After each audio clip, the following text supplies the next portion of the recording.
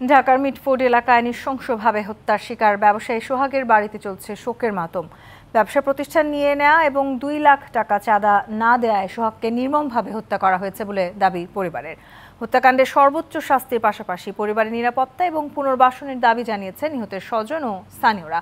এদিকে আইনি সহায়তা সহ সব ধরনের সহযোগিতায় পরিবারের পাশে থাকার আশ্বাস দিয়েছে বিএনপি।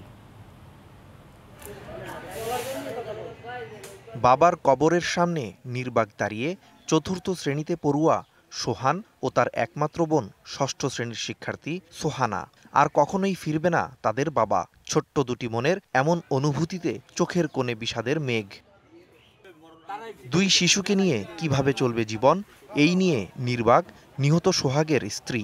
2 লাখ টাকা চাঁদা না দেয়ায় সোহাগকে নির্মমভাবে হত্যা করা হয়েছে বলে দাবি পরিবারের।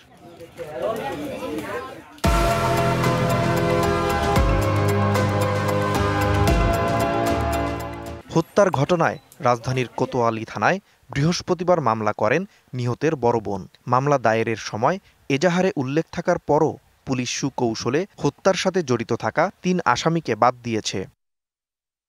নৃশংসভাবে হত্যার শিকার ব্যবসায়ী সোহাগ হত্যাকাণ্ডে জড়িতদের দ্রুত গ্রেপ্তার ও বিচারের দাবি জানিয়েছেন স্বজন ও স্থানীয়রা। মানবতার খাতিরে এই চাঁদাবাজদের বিরুদ্ধে সমগ্র বাংলাদেশ না, পৃথিবীর সমস্ত মানুষ জাগ্রত হোক, আর এই চাঁদাবাজ এই বাংলার থেকে আপনার সারা জীবনের তরে বিদায় হোক। যে আমার ভাইয়ের যারা খুন করছে, যারা নৃশংসভাবে মার্ডার করছে, তাদেরকে যেন ফাঁসি দেওয়া হোক। আইনি সহায়তা সহ সব ধরনের সহযোগিতায় পাশে থাকার আশ্বাস দিয়েছে বিএনপি।